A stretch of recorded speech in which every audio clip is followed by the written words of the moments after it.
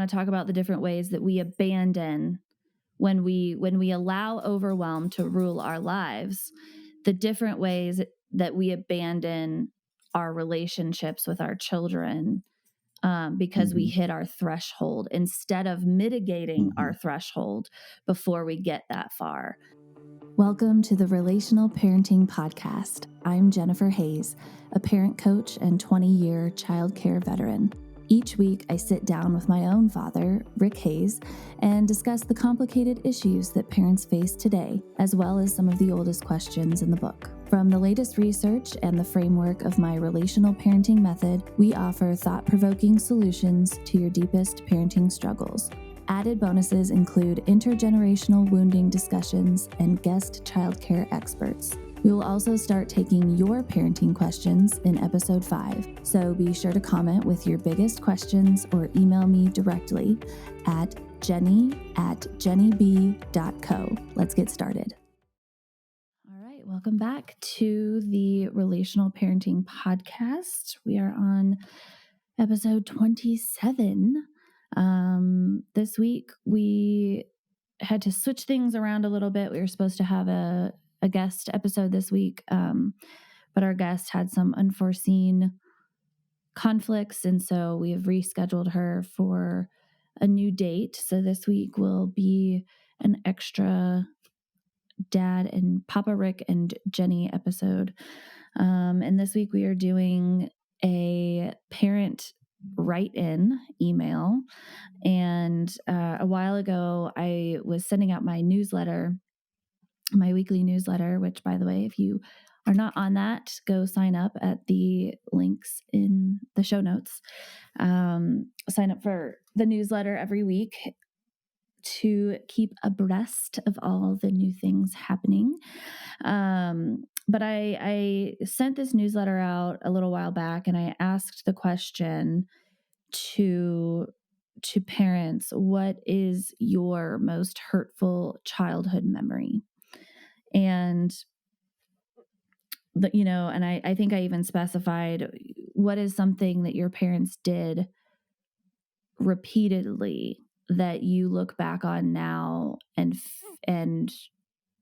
remember how hurtful it was, that maybe in the moment it just felt like the norm, but you look back on it now and know, like, that really hurt me, or that really affected me in this way. And one of the moms replied, and so I'm going to read that email, and then we're going to dive into it. So my second vivid memory was my mom just walking out the door when things at home got to be too much. It started when I was a preteen. It got the attention of my dad, my siblings, and I. As minutes and hours would go by, the wondering if she would come back kicked in. Then the anxiety of having to get in the van and go out, drive around, and find where she walked off to, or the side of the road she was still walking on, and pick her up and bring her home. She kept that up until I was 20. When she did it yet again in our new location, we had just moved to the central part of Phoenix, Arizona. My younger brother and I, who was the eldest, said, enough. Enough, it wasn't right or safe. This whole walking out when you are overwhelmed, that was our final and last time picking her up when she ran. We wouldn't do it anymore. And we didn't. And then she goes on and says, gosh, after I became a mom of 2 boys, a toddler, extremely strong-willed, like my younger brother was, I got it. When I had an opportunity to sit down with my mom and ask about the why behind her just walking out the door so many times as I grew up, in that moment, I was able to hear and see her, not as my mom, but as a fellow young mom struggling back then and not having the tools I have today, or even the support to handle parenthood and tough situations as they came up daily. It was a pivotal and healing conversation that began for both of us. Jenny, thank you for your question that gave me pause this week. And then she signs off. And so there's so much in this, snippet of a story from this woman's life and childhood, and then her later conversation with the mother that would do this repeated behavior that hurt her so much and had her feeling so abandoned when she was a kid. And then when she became a mom, looking back on it, being like, I understand. I get that feeling, now that I'm a mom, now that I struggle, now that I get overwhelmed, now that I don't know what's next or, what thing is going to be thrown at me today in parenting. And to have that healing conversation with her mom. I'm just so happy that she was able to have that conversation and start, open a dialogue to discussing some of those things that were hurtful in her childhood. And for her to be able to approach it from a place of understanding instead of a place of accusation, I think is key as well. What was your kind of initial reaction when you read this email? I always look at this kind of stuff as, as it depends. It's hard to know why her mom walked out, and it always depends exactly what was going on. Her mom's memory may be faulty, if everybody's when I listen to people recount, or if I'm in situations like that, it all depends on goodwill and honesty and, our assuming everybody's working towards a resolution. That's fine. If there's sometimes in life you run into people who are looking for trouble. And if that's the case, then maybe, if her husband was alcoholic and going to beat her up or something, then that might be a good time to take leave of the situation, Yeah. So just I'm always like looking for the problem with what happened in the situation, so that leads Right. to What causes the overanalysis behavior? sometimes. Yeah, but assuming at face value, um, I remember having that situation in my life a few times, and that's no fun. And I can only imagine what it was like as a kid, let alone as the adult. The first thought is don't do anything to your kids you're not going to be comfortable explaining to them when they're grown up. Would Yeah. be a good little blurb to keep in your mind. It's like which gets back to our relational and, slow down. In my approach in those situations is always to slow down. Whoa, I wasn't I'm not drinking. I'm not, if somebody's upset with me, it's like, I didn't intentionally do anything to you. Um, what's going on? Did I accidentally do something to you? Let's slow down, because people don't think straight when they're upset, right? So that's not the time to figure stuff out. So my thought when I was reading this was, yeah, been there, done that. Hard to know, Yeah. that's perfectly normal, and I probably did that to my kids a few times, and oh crap. Well, and we don't And have how are you? a perfect context, right? We just have this parent just shared this quick snippet story with me. So we don't know. I emailed back and forth with her. I responded to this email and thanked her and whatnot. And I didn't receive any other information that made it sound like there was some big issue. It was just like her mom would get overwhelmed with life, with, maybe the siblings were fighting, or maybe she and her husband were having a tiff, or there was just so much going on that she just would get, or maybe they weren't helping her enough. Yeah, She was asking yeah, for them to do chores or help, and everyone was just ignoring her, and she would just walk out and need space and fresh air. And, we don't have enough context. But what I want to pull out of this is that everyone gets overwhelmed. yeah, or frustrated or pissed off or stuck in a place where we can't, oh my God, I keep dropping this thing. What is that? Did my your mouse. Or we get stuck. We just need space. We just need to be with ourselves. We just need to go like detox, come down. Yeah. Get away from whatever energy is bothering us in the house, go get fresh air, go for a walk. Like it can be as simple as, this is my coping skill and this is the only way I know how to cope.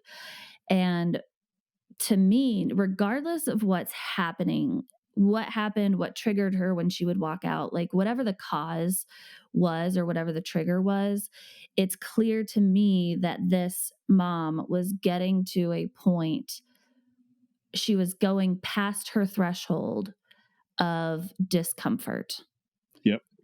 And then her go-to lizard brain, I feel like I've lost control coping mechanism is, I need to get out and away and go just simmer down or think or be by myself.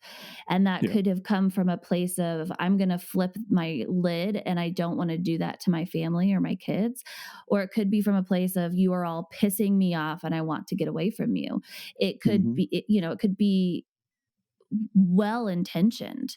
Our coping it's ending skills, the escalation. Yeah. Right. She's going, I gotta get out of here.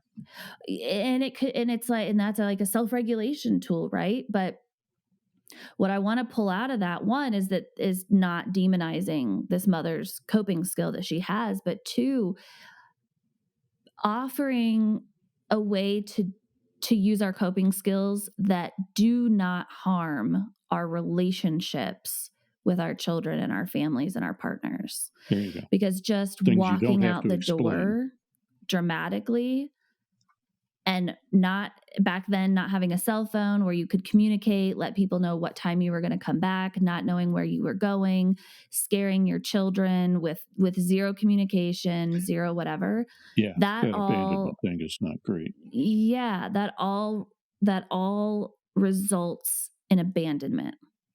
And so those kids, even though that was not your intention as the parent, that is the effect that action has on people who rely on you. And when you have people who rely on you, people who love you, people who care about you, and you simply disappear all of a sudden without discussion, communication, safety, then those children are going to grow up with abandonment being a coping mechanism, an okay coping mechanism, and also hurt and disconnect from you. Did or what, yeah.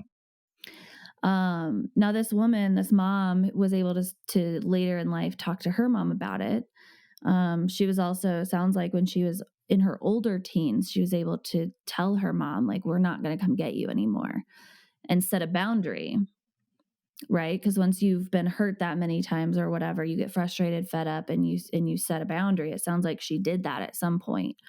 When she was 20, which is well on. Yeah. And she and her brother said that they were like, this is enough. This isn't right. And we're not going to come get you anymore if you keep doing this. And so that's setting a boundary. So that's a healthy thing. Hey, that's enough of that, Mom. But then it's hard for a 12-year-old or a 4-year-old to do that. Right. And so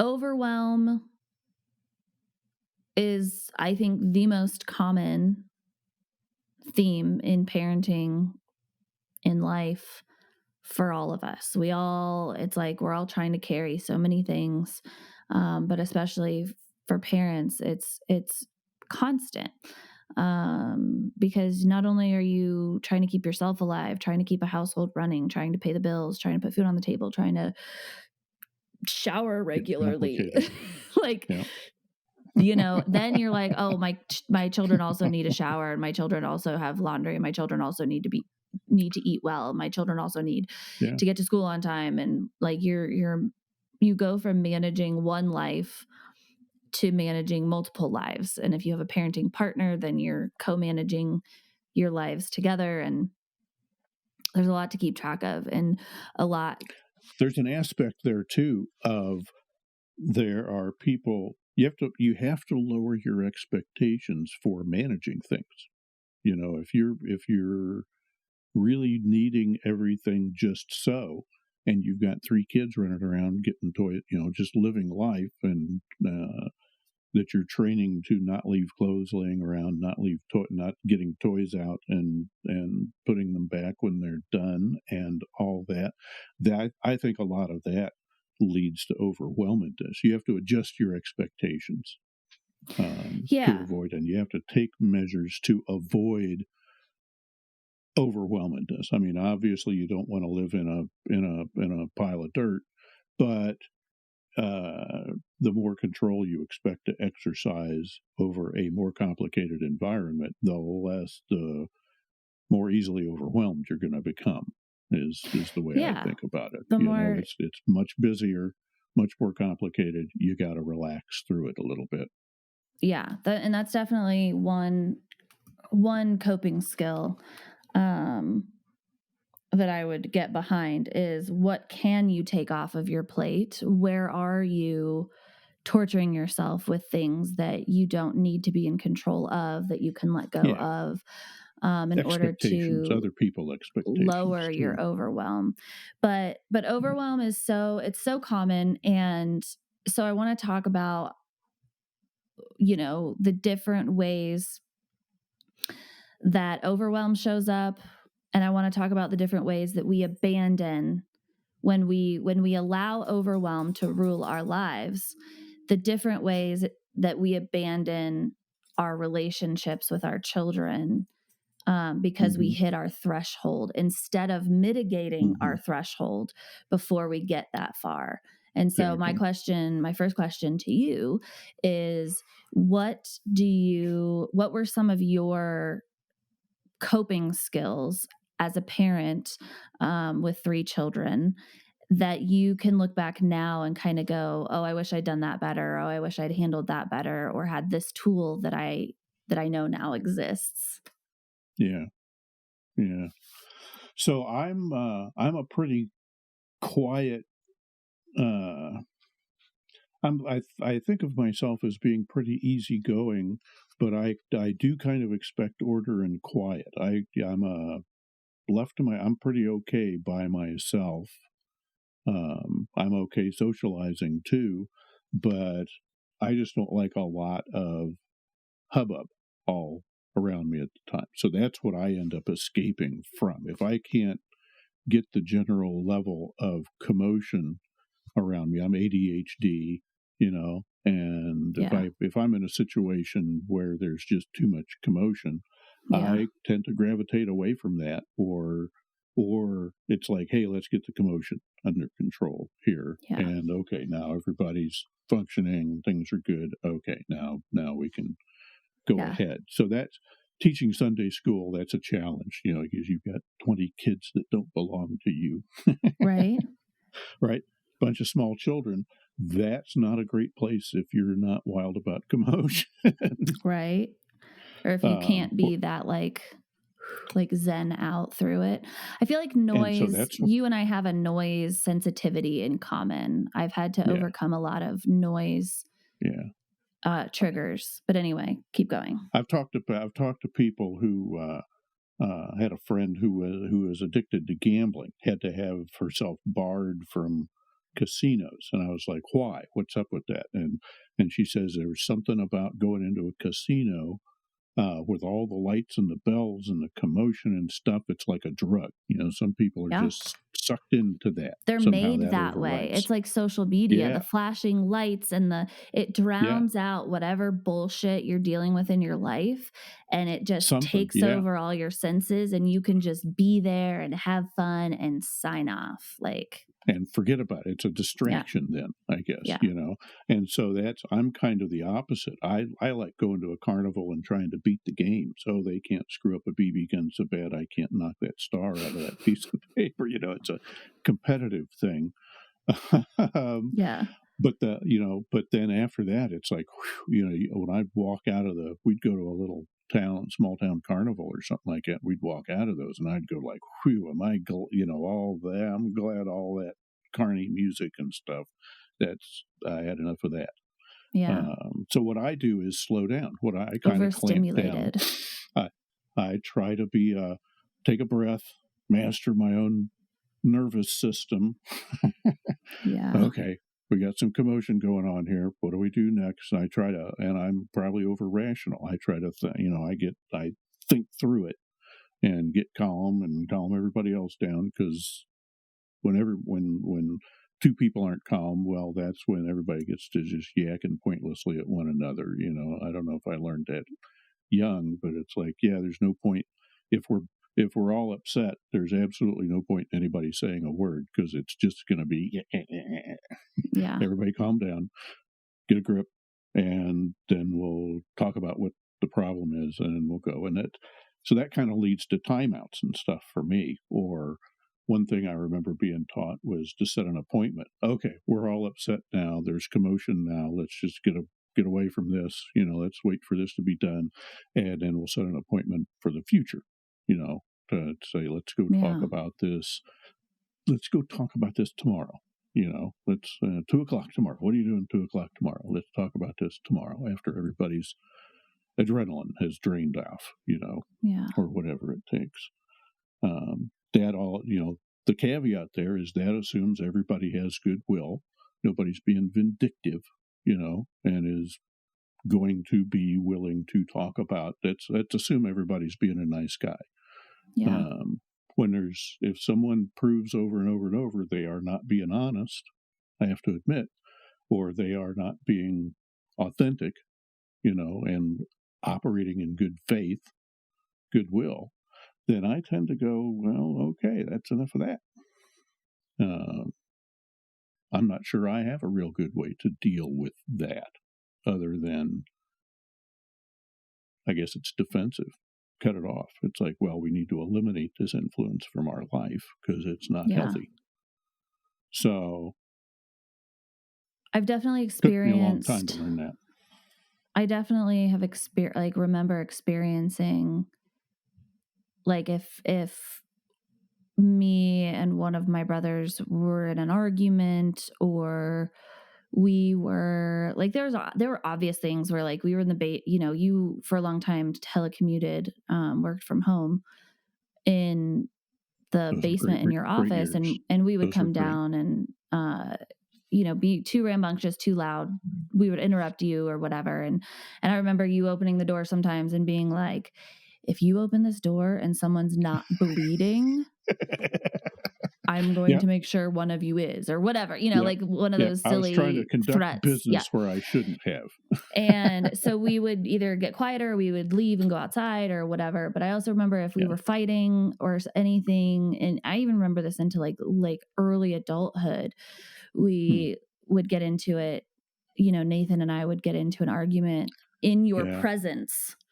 And instead of letting us figure our shit out, you would cut us off and try to mediate and take over and make it stop. That's right. You needed it to stop. This. Now I'm involved.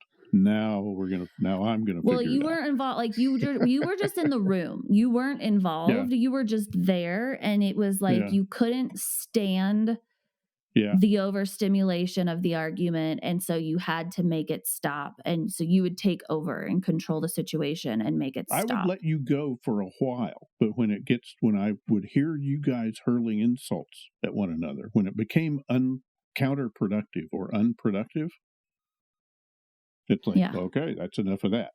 That's not how that I was trying to teach you. That's not a good way to do it. Right. Go calm down. Right. And offer. Once again, my teaching did not always come across as teaching. It came across as, that's enough of that crap too. But mostly I was trying to teach. Well, and it came 'cause you're also a human being who has discomfort levels and overwhelm and overstimulation, and if, you know, it can be both. It can be I'm overstimulated and don't wanna listen to this anymore, and, Yeah, also yeah, you guys aren't being productive, and so I'm gonna step in because that's what you felt like was the right thing to do in that moment. yeah, But I also yeah. remember there were times when it wasn't a verbal argument. I actually have a very distinct memory of this. Nathan and I would wrestle. Ooh. Um, Oh, we yeah. like we would wrestle, like we would have like these like brawling. We weren't punching each other or anything, but we would just like wrestle and try to pin each other down and Test of stuff. will, yeah. And as long as no one was screaming, crying, and getting hurt, you were just like, do that all day. You had Knock no problem yourselves with out. that. Because Yeah. we weren't, it wasn't loud and we weren't talking and we weren't, yeah. So you You have weren't an hurting each other. audio. You weren't saying Yeah. hurtful things. You weren't being unkind. I had a thing about you guys calling each other ugly or stupid or calling each Yeah. other names. I, Yeah. no, we're not doing that. Yeah. And so I would put an end to things. You guys, sometimes you'd wrestle like kittens. I always thought that was the cutest thing in the world. You'd wrestle like kittens, sometimes playfully, and other times you were like mountain lions. It was Yeah. like, I'm going to kill you quietly Yeah. over here. Yeah. Yeah. But I I remember remember I you, remember being in the apartment, you pouncing on Nathan once in his bed. You guys ended up actually collapsing the fold up springs on a futon bed I had. You were you were like coming home from college or something, and he had I was going to say, you. we were old at It was that just point. adorable. We were still Yeah, it wrestling. was adorable. I remember I would wake him up. I would wake him up in the mornings because he wouldn't get up till like super late in the day. And I would go in there at like 10 Yeah, a.m. fed up with waiting for yeah, him to and get he had up. a room that had like no windows. It was like a Yeah. cave. It was And I would dark, just go so in he there and could. jump on him and wake him up. I tolerated things until they weren't healthy. Was my Yeah. goal. When it got to, if there were, it's okay to be pissed off, but you can't call each other names. You can't, this has to be not toxic, or I will intervene. Yeah. Go find another way to do it. And I would try to teach a healthier way to do it. But yeah, I would shut things down sometimes, maybe too soon. I don't know. With little kids, I like to let little kids duke it out, but when you start getting 10, 12, somebody's liable to pick up a brick or something. Right. You gotta teach healthy. So, so I definitely, I find myself doing one of two things when I'm in auto reactive mode. So when I get into a disagreement with husband, Hmm. I either take the hyper rational route where it's like everybody just needs to calm the fuck down. Nothing is that serious. Here's what we're gonna do. I think that Um, drives people crazy oh, it sometimes. drives him nuts. Yeah, I don't know what that is, but it drives. I know. I drive people crazy sometimes being too calm, Yeah. clamping down. So I find myself, so back to coping mechanisms, you talked about Yeah, yours, and sorry. I have that one in common with you, and it's something that I have to work on mitigating and approaching differently. The hyper rational thing. The hyper rational and like kind of taking charge when Hmm. it's not necessarily necessary. Hmm. It feels like it because to me, it's like everything's out of control. You're Yeah. freaking out. Everything is fine. And this is how I'm going to make everything okay. And so it feels like I need to Yeah. take control because you're not in control. Um, Head pat. I'll and take then, care of this. and then, yeah, but maybe not in such a condescending way. And That's the thing. That's the thing. But that's kind of how it comes. When you get hyper rational, and I'm going to come in and I'm going to swoop in and I'm going to fix that's what it this. feels like to That's other people. that's Yeah, kind that's kind of the that's not our intention, but that's yeah. what it No, I feels get that. like. But my Yeah. other coping mechanism is very similar to the one in this story, which is that if things get too out of control, I feel so overwhelmed or with discomfort in a conversation, in a hard conversation, or I've hit my threshold and I need to get out and I need to go Yeah. scream in the car or sing at the top of my lungs Yeah. or whatever it is that I need to go do to regulate. My nervous system has hit its threshold. I can no longer handle being in the same room with you and I must leave now. Yeah. Uh, that's a coping skill. That's a coping mechanism. That's the goal in any argument is for things to not ever escalate to that point. That's But right. when they do, I either get hyper rational, or if things are too out of control, I've hit my threshold, then my coping skill is to go get in my car. And both of those Escape. things Yeah. come from a Distance. place of like reestablishing safety, like calming myself down, regulating, doing what I need to do to feel normal and safe again. Yeah. But the effect that action has when I just do it with no communication, I just leave. I just grab my shit and Yeah. go. And Yeah. especially if there were children in the house and I did that, Yeah. that Yeah. is abandonment. And Not the best coping skill with little kids wondering where lunch is. Yeah. right. And so those two things are like the ends of my spectrum. Those are like extremes, right? Those are not Yeah. happening Yeah. constantly and Bell curve. regularly, but when things get super chaotic or frustrating or overwhelming or whatever, those are kind of the go-to coping mechanisms. And so there's this very literal abandonment that we can do to our partners or to our children. And then there's a coming back together, repair. Maybe they're apologizing for getting big and scary and mad, and you're apologizing for neglecting or abandoning. But those things require repair and discussion and the future attempt at not doing that again. Yeah. But with children, a lot of times it's not so black and white as one of the parents walks out. There Yeah. are lots of ways that we cause the feeling of abandonment in our day-to-day lives with our children. And it's emotional and mental abandonment versus physical abandonment. CPS will come if you abandon your kids on the side of the road or disappear for 3 days and don't change their diapers or feed them. And so we often look at that as like, well, I'm not doing that. My children are cared for and safe.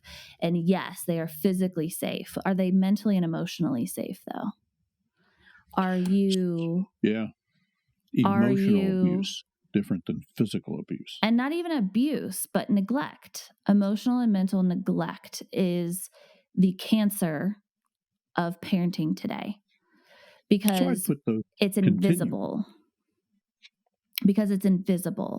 So we know Yeah. physical abuse is wrong. We know physical neglect is wrong. We know sexual abuse is wrong. We know purposeful physical harm is wrong. Pretty much everybody knows that, Yeah. right? It's easy to prove in court too. But, it's Right. And you visible can prove it because it's physically. in the Yeah. physical world. But Yeah. emotional and mental wellness, health, abandonment, abuse is invisible. And so that's much Yeah. harder to prove. It's also much harder to catch in yourself. It's much harder to Yeah. identify unless you have It's hard to studied these things. yeah. It's hard to know it's being done to you if you've never experienced back to that first time thing. Right. Well, in It's hard to children, realize it's happening yeah. to you, whether you're a If it's kid or been an adult normal that's never your whole experienced life. it. Yeah. Yeah. So some of the ways that we do this either to one another or to our children is by dissociation, disconnecting from like reality, right? We stare at our phones 12 hours a day. And I'm not talking about like, oh, I took a 15-minute break and added some stuff to my Amazon shopping cart, or my kids were watching a movie, so I scrolled on Instagram for 10 minutes. I'm not talking about Screen taking time. breaks. I'm not talking about Yeah. taking breaks. Take breaks. Yeah. I'm talking about repetitive patterns of your children trying to get your attention and you're on your phone going, uh-huh, uh-huh, uh-huh. Or That's so TV cool. or Uh-huh. anything. Or TV or Screens. Yeah. or Computer. dinner. I'm cooking dinner. Uh-huh. Yeah, whatever. Yeah, uh-huh. But giving this like it's like half attention. You're giving half-hearted attention. Yeah. And your children are trying to tell you a story or share something or this or that. And again, I'm not talking about you are constantly making perfect eye contact with your kids and always listening to every single little thing that they say. I'm not talking about that. I'm It's tough. talking about being a present parent requires you to put down your phone, put down what you're doing, end your work day, whatever it might be, compartmentalize the things that you are focused on so that there are hours Mm-hmm. in your day where you are giving your full attention and energy to your children. You are Yep. listening to their Prioritize. stories. You are answering their questions. You are, Yeah. And I know you've got to get 4 kids in the car and you've got to get 2 of them to soccer practice and 2 of them to dance. And you've got to put in the directions and everyone wants to listen to different music in the car. And there's going to be chaos. Yep. Yep. That is what it is. And learning some coping skills to navigate those moments in time are going to do nothing but benefit you, and they're going to benefit the lifespan of your children. But what I'm talking about here is that we get so caught up in overwhelm and chaos that we don't just give 100% of our focus to our children. When we are playing, we're checking our phones. When we are cooking, we're checking our phones. When we are working from home but trying to like take a break with our kids, it's like, then take the break. Take the 10 minutes when you're throwing the ball, when you're running around in the backyard, when you're just talking to your kid. Like, your phone stays in your office, your whatever, because when you come out That's and you imply to your child, I'm on a break, let's do something real quick, but then you're checking your phone every 5 seconds. Your yeah. child can feel that. Your child feels Yeah. you not being fully present with them, and it Not being there. feels Be here now. terrible. Yeah. Because I can think of 100 times that I have been telling a friend a story or telling my partner a story or whatever, and they're like, yeah, tell me, and then they're like doing this at the same time, and I'm like, Mm-hmm. I really don't want to tell you because you're not actually hearing me, you're not actually listening. That's Like, right. it's a waste of my energy, you're not That's a giving me life your skill. energy. Yeah, Yeah. it's You meet somebody, you say, hey, let's go have lunch, and they're late. And they're late because of something trivial. I don't know. I had to watch something, I had to finish watching something, or I had to finish listening to a song. And what you're doing is announcing your priorities. yeah. It's like, oh, okay, so that's how important I am. Or they're That's not fine. apologetic. Like, Yeah. I knew I was going to be late and I just didn't tell you. Yeah. That's right. I've had very nonchalant We people reveal be ourselves. like, oh yeah, work ran late. Sorry. And I'm like, I've been sitting here for 30 minutes Yeah. looking for a phone call or a text from you. You had a Yeah. 30-minute drive. You knew you were going to be late. At what point were you going to let me know and value my time? Yeah. And it's exactly what Yeah. you said. It's like, you're And so you have to, caught up. and it's hard. Yeah. Because you're in that, Yeah. when you've got kids, once you have kids, it's a game changer. And I don't think people are people used to grow up and get out of high school expecting to get married, get a job, get married, and have kids and do that thing. And there are so many more distractions from Yeah. that now. Yeah. The slow the slow destruction of civilization. Right. Everybody's got their nose, people walking around with their noses in their phones, falling in holes and running into things. And Car the number of wrecks, distractions are crazy. Yeah. Texting. That's right.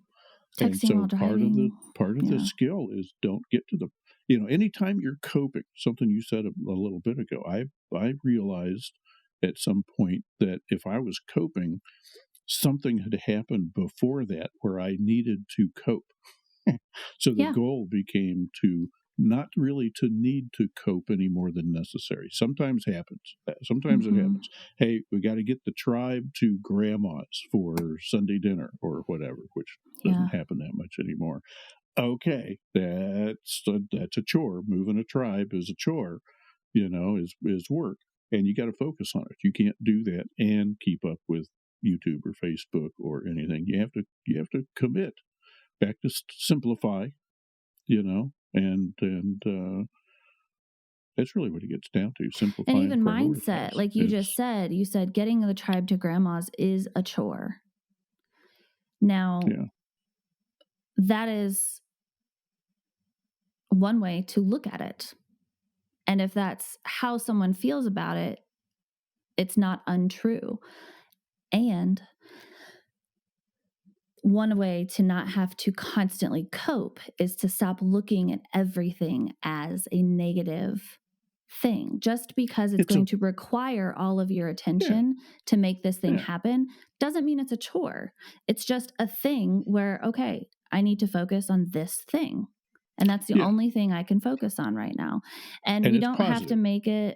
we don't even have to make it positive. We can Yeah, just make it neutral. There's so much of life that we in our brains turn into good or bad. We turn it yeah, into black and white thinking, and we assign everything.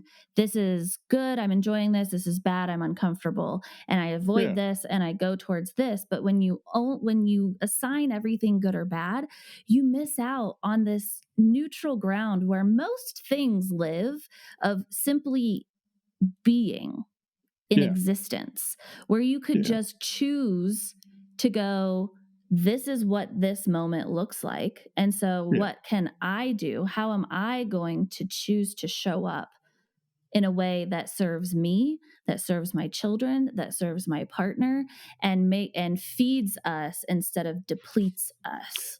And exactly. that's claiming your power and stepping into an empowered parent mode, and Yeah, you decide and you have the choice, and not everything is good or bad or negative or positive or whatever.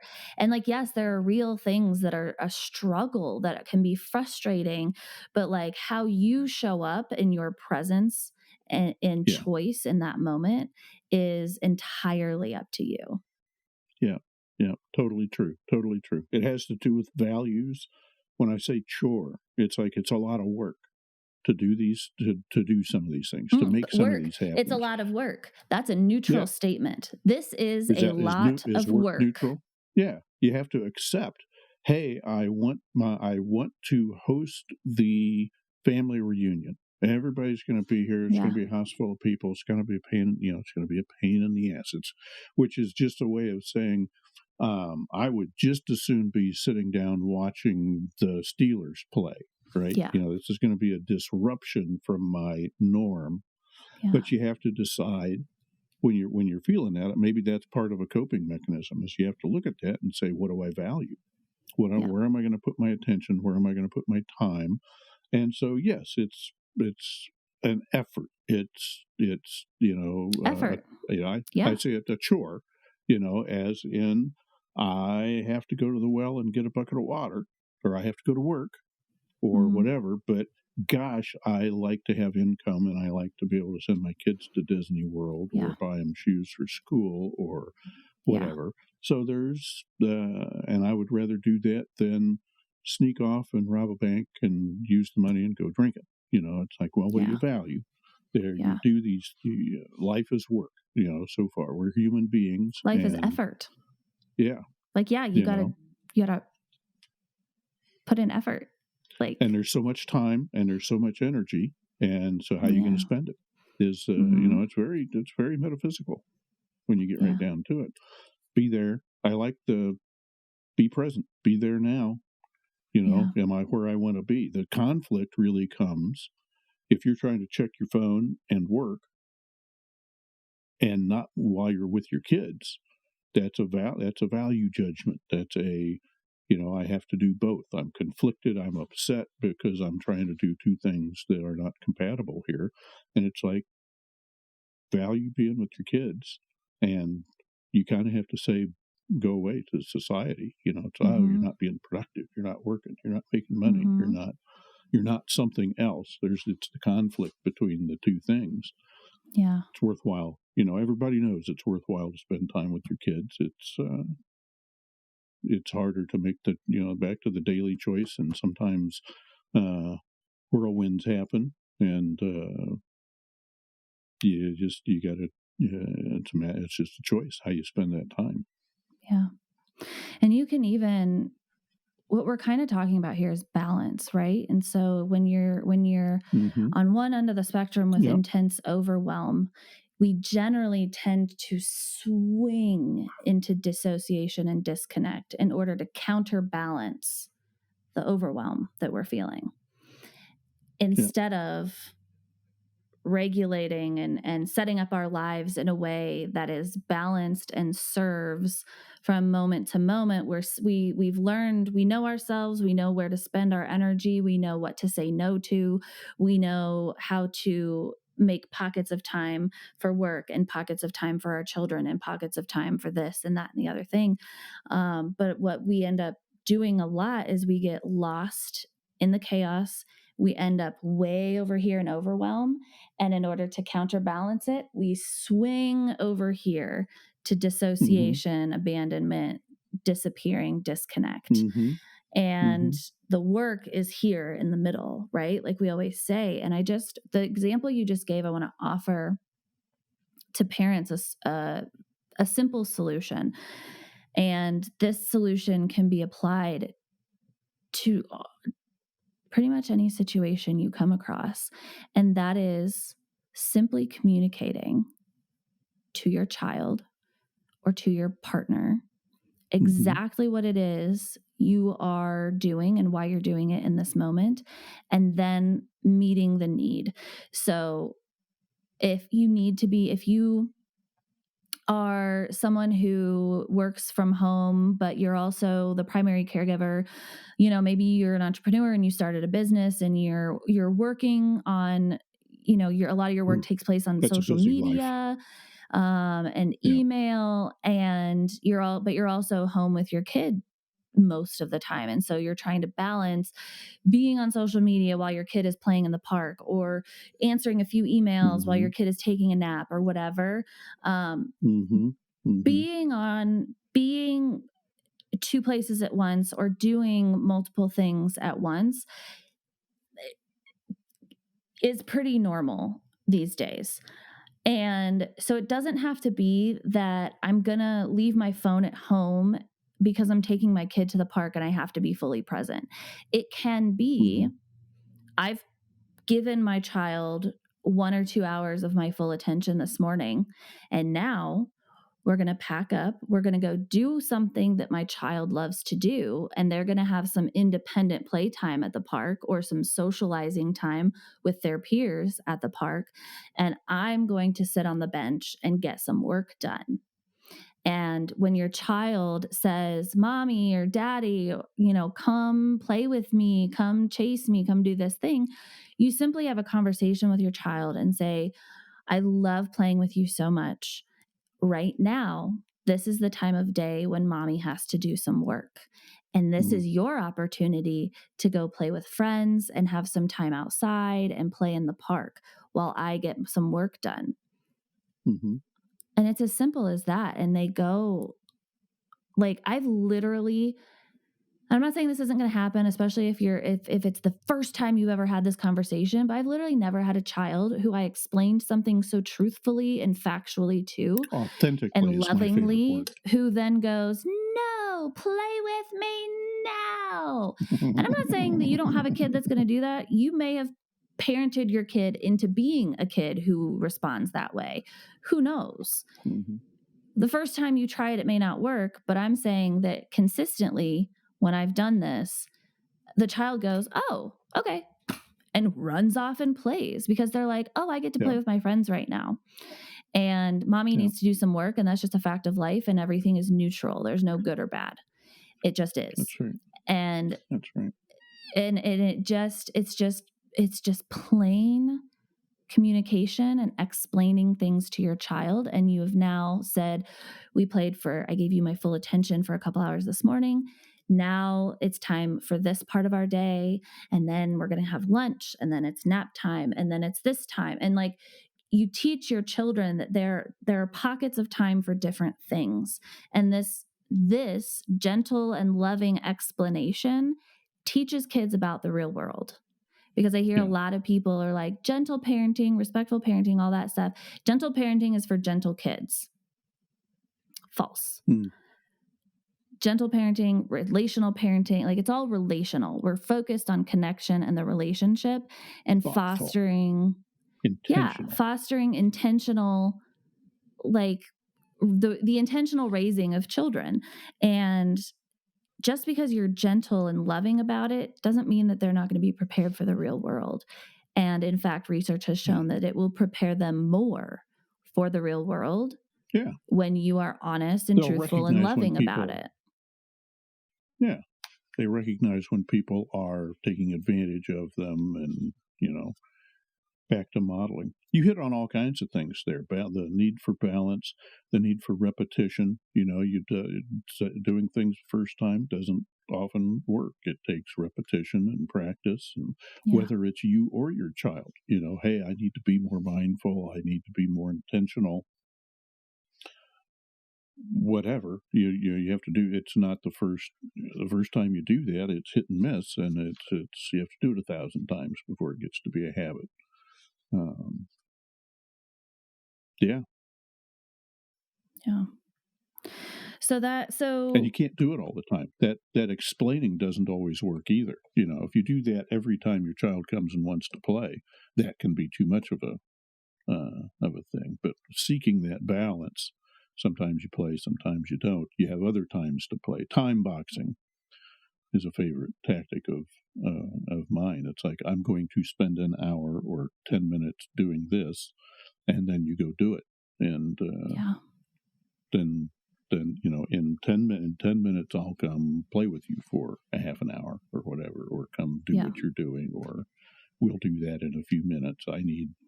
I'll come get you in 10 minutes. And then they helps them develop a sense of time too. There's all kinds of ways to get organized and keep chaos down. A lot of the stuff I've learned, I wish I knew when I was 20. Because we know it now, and we didn't know it then, or we didn't have access to it then like we do now with the internet and stuff. Slow learners. Slow to find it. But so one, I'm so grateful to this mom who wrote in about her mother and about this pattern in her childhood that really was painful for her, and that she was able to have a discussion for anybody in that situation with her mom. And I wonder how many people listening, are thinking of a thing right now that their parents did to them, or a pattern that they know that they do to their children and that they're working on or trying to break. And that, overwhelm and disconnect don't have to be the only solutions. We don't have to go to such extremes if we can tap into learning healthier coping skills, ways of balancing, and communicating with our children in order to foster these healthy relationships, and not have to get to a place where, if you're feeling overwhelmed with your kids, something like this mom, she would walk out, and instead if you're feeling pissed off or overwhelmed and you've got multiple children and needs and all of the things, it can be as simple as mommy, or I, however you speak about yourself to your children. A lot of people do it in third person. That's why I do it. am feeling very overwhelmed, very unregulated, dysregulated, very frustrated, and I need a break. I need to go take a break for myself. And then if I'm going to take a walk outside and get some fresh air, and I'll be back in 20 minutes. Mm-hmm. Or I'm going to go in my room and close the door and turn on some Mm. music and breathe for 20 minutes. Or I'm going to go for a drive and I'll be back in half an hour. Or like you're Set that appointment. communicating what you're doing, where you're going, that everything is safe, everyone's okay. This is where I'm going and this is when I'm coming back. So that Yeah. you're not just abandoning and everyone's like, what's wrong? What happened? Why is mom so upset? Why is she doing this? Like, is she coming back? When is she coming back? Are we going to eat dinner together? Are we going to it just leaves your family or your children or your child or your spouse or your partner in complete and utter Mm-hmm. anxiety and loss. And when Mm-hmm. you are in a relationship or you are responsible for beings who are who are powerless against you and who are utterly in your care, your responsibility is to make sure they feel safe, to make sure they don't feel abandoned, and to also make sure you are caring for yourself in the way that you need in that moment. And so it Yeah. can be both. It doesn't have to be such an extreme, even when everything feels really extreme in your body or in your mind. It feels urgent. It feels extreme. It feels like an emergency. Can you start to practice taking a breath, letting your family know what you need, and then going and doing that for yourself? Yeah. Not making it about them, not making it about them being wrong. It's their fault. You're making me feel this way. None of that. Simply, I have hit my threshold. I feel this and I need this. I feel this and I need this because it's not Yeah. about anybody else. It's about Yeah. you. Yeah. You can't take care of others. That's an excellent point. When you're the parent, good, bad, or indifferent, you're the big dog. So you're one Yeah. of the kids take You're their the cues leader. from you. You're And the so leader. part of, if you are in an overwhelming environment, and we're thinking like going to school and fixing lunch, but what if there's a drunk guy waving a gun around or something? I mean, there's all kinds back from the bell curve. Yeah, well, that's like a real emergency. We're You not have to be talking able about to, that. you have to, but in whatever situation, if you're a parent, then you are on the hook. I guess I Yeah. do express things negatively, but it's you have a responsibility to manage the environment, Yeah. including yourself, Yeah. and give yourself you have to be forgiving. You have to um, try to be calm so you can think.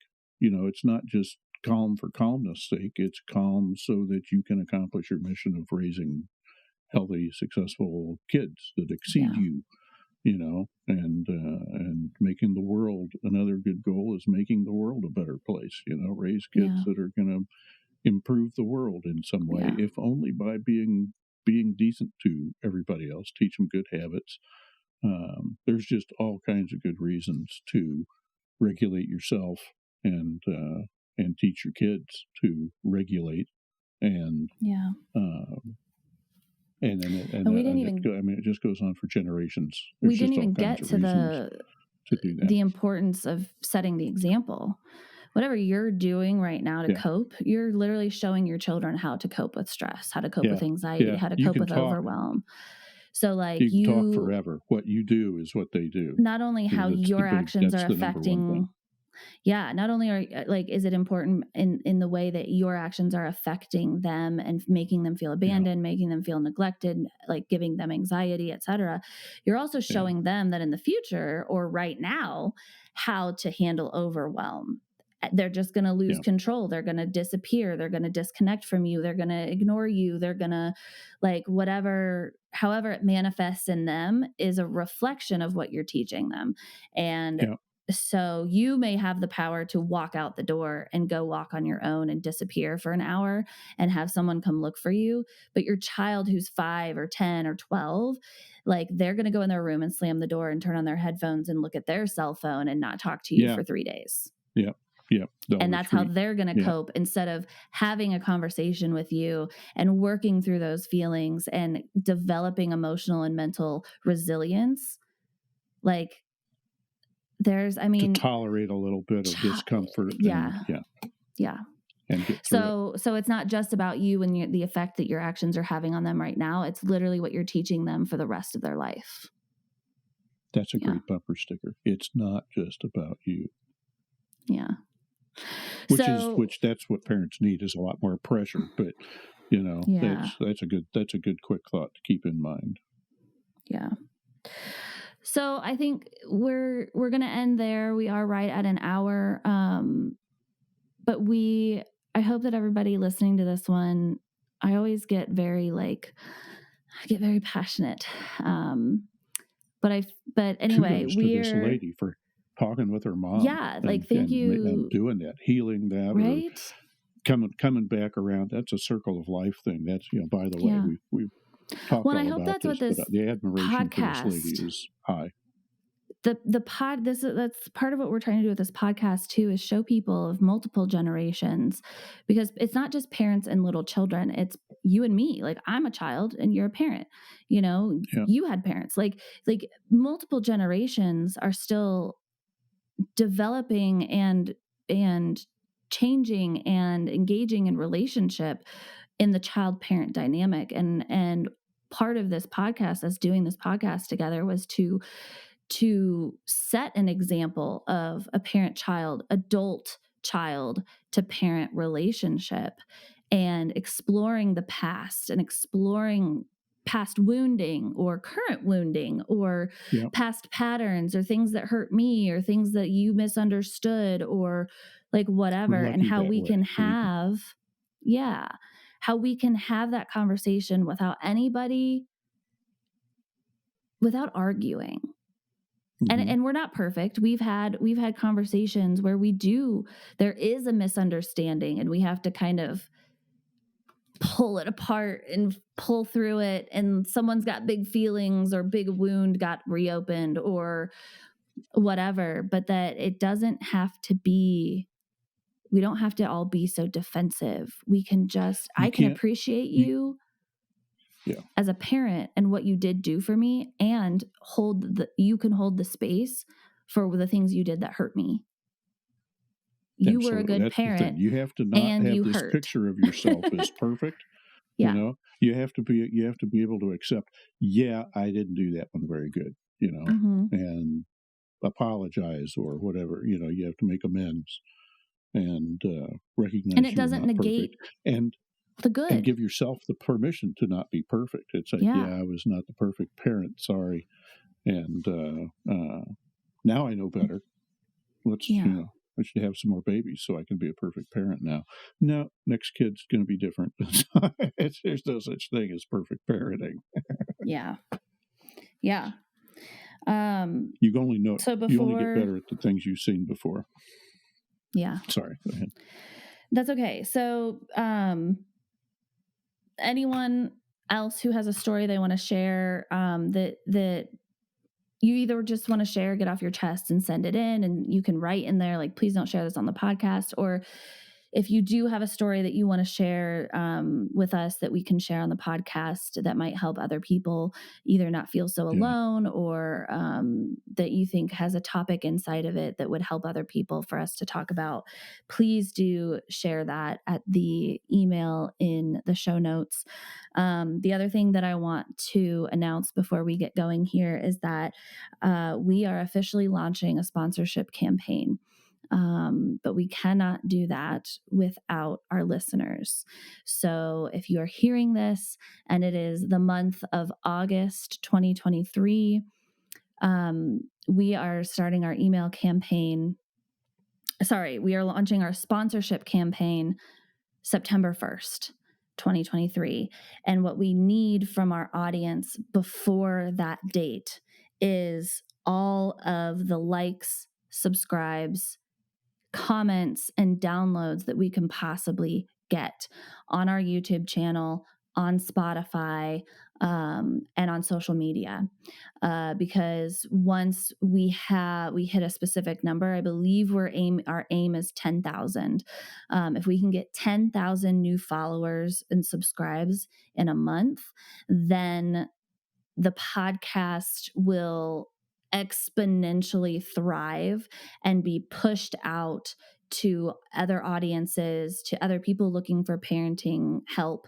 And that's on social media, that's on YouTube, that's on Spotify. It'll be moved to the top of search bars, etc., so that people can find us and access this information, and let it be part of their healing journey, be part of their parenting journey, be part of whatever they need it for. And it's free, you guys. It's a free resource for parents, but you guys have to help us get it seen. There's nothing we can do. Yeah. So I'm gonna do a little drawing, a little giveaway for anyone who's hearing this again in the month of August 2023. Right now, before September 1st, we need you to go to the YouTube channel, the Relational Parenting Podcast, the YouTube channel, and we need you to like the videos. We need you to subscribe to the channel, and we need you to post a comment on at least 3 or more videos. The comment can Comments matter. Oh my gosh, this is the best thing I've ever heard. It can be, oh my gosh, I disagree with you. It can That's be, right. This resonates because I just had this thing happen to me in my life. It can be anything. You stink, and here's why. Preferably be nice, but if you hate us, go write that, whatever. But so going to the YouTube channel, like, subscribe. If you do nothing else on any modality, Spotify, Google, Apple, YouTube, subscribe to the podcast. That is the number one thing. And if you have a little extra energy and an extra minute, like our videos and comment on a few of them. Okay. For those of you who are going in, you're subscribing, liking, and commenting. I'm watching our YouTube channel, and I'm going to enter you in a drawing for a $25 Amazon gift card. And if you want there to be bigger and better giveaways with a lot more money involved, then go like, subscribe, and comment so that we can make more money and do more giveaways. Let us know what will motivate you if it's not $25 gift cards. Yeah. And I'm honestly, which is a comment.